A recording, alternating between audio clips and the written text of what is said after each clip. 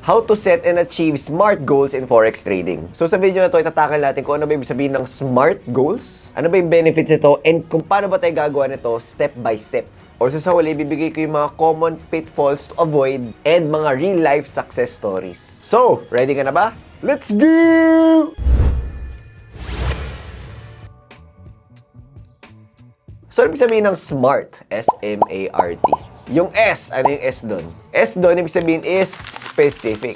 So, bakit ba important na specific yung goal mo? Naalala ko dati nung nag-networking ako, sabi sa akin ng upline ko, Dapat pag may goal ka, specific. Dapat alam mo na kung ano bang kotse. Gusto ko Fort Everest. Ano bang kulay niyan? Sige, Fort Everest na black.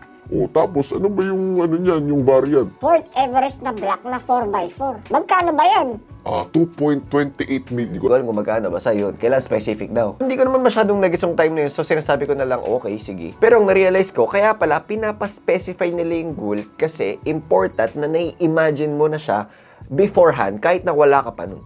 Kasi kung di mo siya na-imagine, para kang nag-archery, tapos naka-blindfold ka, tapos bahala na kung saan pupunta. Okay? Wala ka talagang pinaka-bullseye na goal. So therefore, baka magkalat-kalat din yung goal mo, therefore, wala kang ma-achieve. So for example, sa Forex trading, so ang goal ko sa this September is ma-survive ko yung markets with only 5% drawdown with a minimum of 10 trades. Okay ba yun? So sobrang specific, no? Kasi kung sinabi mo lang, survive yung market this month, paano ka mag-survive? Hindi ka magte-trade. And then isa pa example, and after 3 months, ang goal ko, winning percentage ko ay nasa 50%.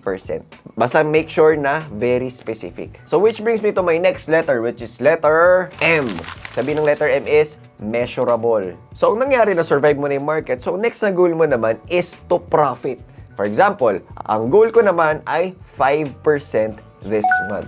So, ang itsura ng 5% na yun, syempre, kailangan alamin mo magkano ba yung deposit mo. For example, $1,000. So, ang very specific nun, and ang measurable nun, 5%, which is $50. And number 3, make sure it's achievable.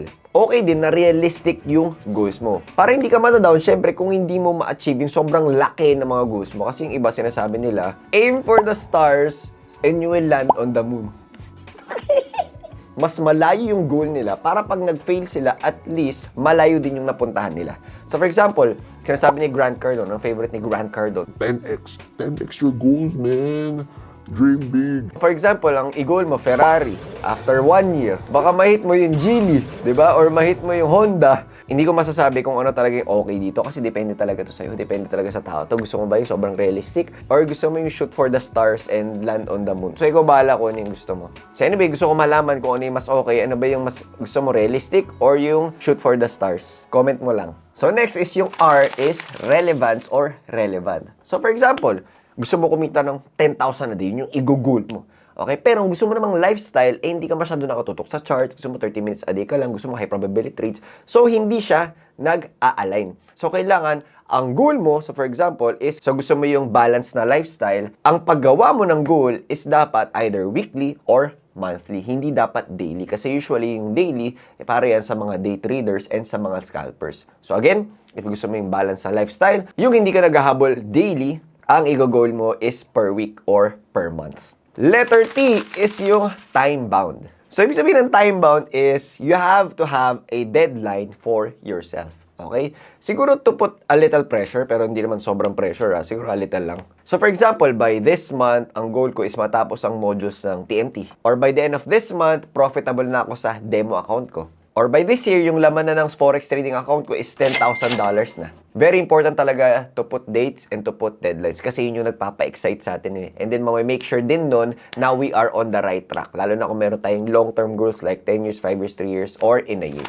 So ano ba yung benefits kapag in-apply mo tong SMART goals sa Forex trading journey mo? Hindi ka all over the place. Actually, naging problema ko rin yun nung nagsisimula ako. Kasi syempre, gusto ko naman kumita ng malaki. Siguro today, i-double ko agad yung account ko. Diba? Or next week, may babayaran akong bill, kaya kailangan ganito, ganito, ganito. So, anong nangyari? Gulo-gulo. Walang system. And lalo pa akong nape-pressure. Kasi isipin na lang, paano kung sinabi ko sa sarili ko na, dapat bukas tapos ko na yung modules. Dapat intindihan ko na. Diba? Hindi yun sobrang smart goals. Medyo dumb goals na talaga yun. Doon din kasi madedevelop yung discipline mo in pagiging patient mo as a forex trader. Kumbaga, by setting smart goals, doon mo marirealize na hindi talaga to get rich quick. Kumbaga, this is a skill na aaralin mo na kapag nakuha mo, it will become a money-making machine skill, a lifetime skill. So, having smart goals, hindi lang siya basta pang forex trading. Pwede mo rin i-apply yan sa real life mo. So, pwedeng sa career mo, or pwede sa entrepreneurship journey mo, and sa overall life mo. So, ano ba yung tsura ng smart goals ko? Ganito. Kahit na forex trader ako, sa dami ng ginagawa ko, tapos meron na akong anak, di ba? Minsan makakalimutan mo talaga yan. So, kailangan nakasulat yan daily. So, ang tawag sa ginagamit kong app is Habitify. So, nakalagay lang doon na, yun, daily, magme-meditate ako. Daily, mag-steps ako or exercise. Daily, mag-a-analyze ako ng forex charts. And kung ano pa yung mga kailangan mong gawin para makuha mo yung monthly or yearly goals mo. So, itatry ko lang i-breakdown yun monthly. Tapos, syempre, gagawa ko ng goal ko talaga in 1 year. And gagawa ko ng mga income goals ko ng monthly. So, for example, dito, 6M, 7M, 8M, 10M, parang ganon. So, ano mangyari pag ginawa mo yun? May excite ka. Pag na-excite ka, mas gagana ka mag-work. Pag ganado ka mag-work, mas align ka, mas maganda yung diskarte mo. And also, kapag nag-goal ka ng yearly, kumbaga future pace, ang mangyari mas madali mag-end state. And kapag nag-end state ka, ano mangyari? Mapupunta sa subconscious mo yung pinaka-goal mo. And after nun, may excite ka. And then kapag excited ka, ang ganda ng galaw mo. Kasi from here, mapupunta dito sa emotions mo and then mapupunta palabas. So from in to outside. So I hope nakatulong to sa'yo. Gusto ko rin malaman kung paano ka nag-set ng goals. Kwento mo naman dyan sa comment section. Kita-kits!